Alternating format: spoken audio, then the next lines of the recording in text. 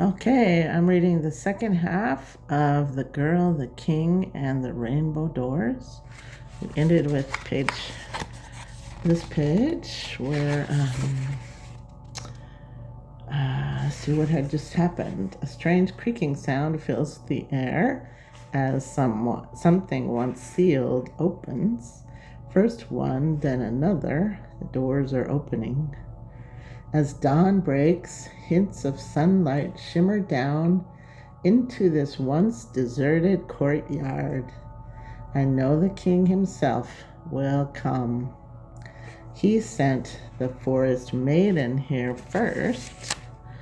There she is, with her Lifebringer tool in her hand.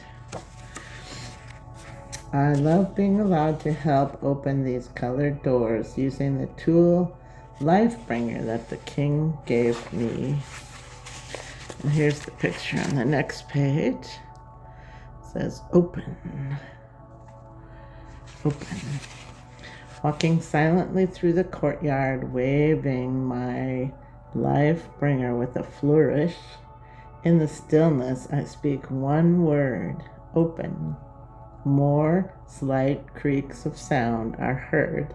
Then, as one door, then another begins to slowly crack open a half-inch.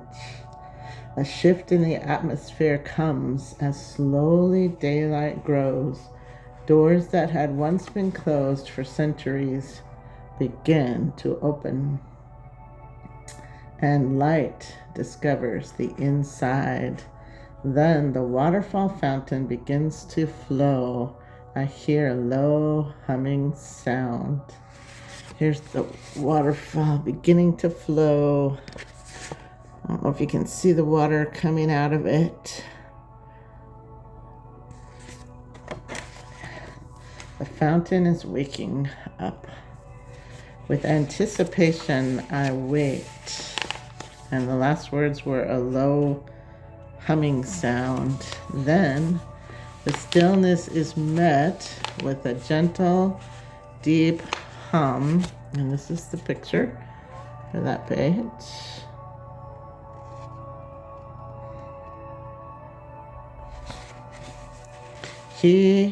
Then out of the mist he comes with a low rumble as his deep humming joins the water sounds of the fountain.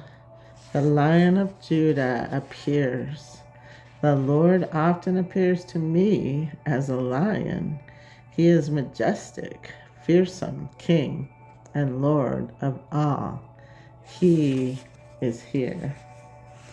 The stillness brims with the sound of his rumbling, almost roar.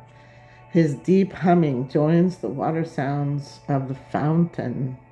We become a team as he tells me, Forest Maiden, that I am being given the honor to work with him, my king, using the Lifebringer.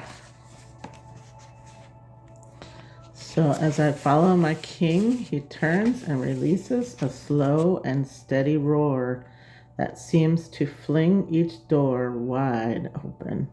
His powerful roar opens every door to the light and love of his magnificent presence. Here he is roaring. I don't know if you can see that roar on the painting. I'm trying to see what I'm showing you. There we go. And then this is the next page. The yellow door. He goes first into the yellow door. And here's what's inside. If I can hold that still for you to see the children inside. The children inside are frozen in fear. For some reason, they're very, very afraid and not able to do very much. And they're just waiting and waiting, and they can't hardly wait anymore. He sees the dear children, people inside who are frozen in fear and hope deferred. That means they have almost no more hope. There is a tangible emptiness and disappointment, giving up inside this door. Someone has left and they haven't come back. Abandonment, which that's what that means. You feel abandoned, left, is felt here. As the Lion of Judah gently runs, rolls, and plays confidently with all inside, the children begin to laugh, run around, and dance. There they are. He's rolling. Here he is rolling on the ground, the Lion of Judah. And the children are beginning to jump and dance and move around. This is what they looked like before, just stiff and frozen. And now they're moving around and jumping and laughing and happy with the king. They begin to laugh, run around, and dance. And here's another picture of them dancing. Arms up, feet moving, children dancing with hope. His joyfulness slowly frees each one that had been locked in fear and hopelessness. As soon as he is done playing, the oppression of fear that had these dear ones frozen is completely gone. His joyful presence comes and fills everyone. So here's the yellow door wide open, and the kids can come out now, and they're happy to come out. They don't want to stay locked inside and frozen. His joyful presence comes and fills everyone. When the time is right, he moves on to the next door. The green door. There it is.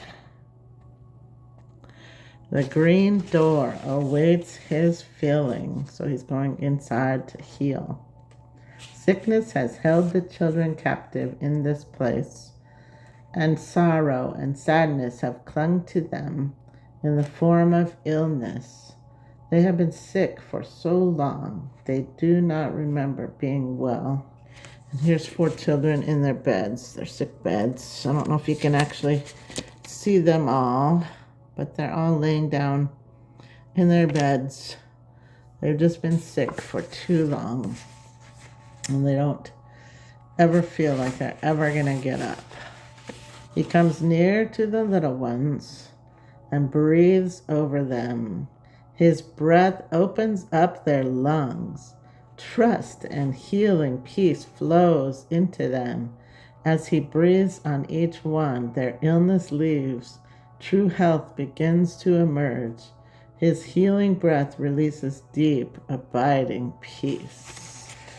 And this is what he says to them. He says, Shalom, peace.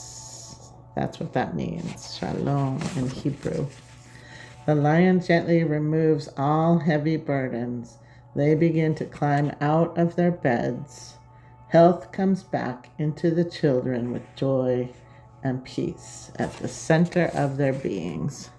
Here they are, all getting up out of their beds, sitting up, able to move and walk again from their sick beds. This one's actually up and walking. Look at that. And I think this one's sitting up, and this one's sitting up, and this one's sitting up. These 3 are sitting up, and this one's up walking. Because of the Lion of Judah bringing his peace.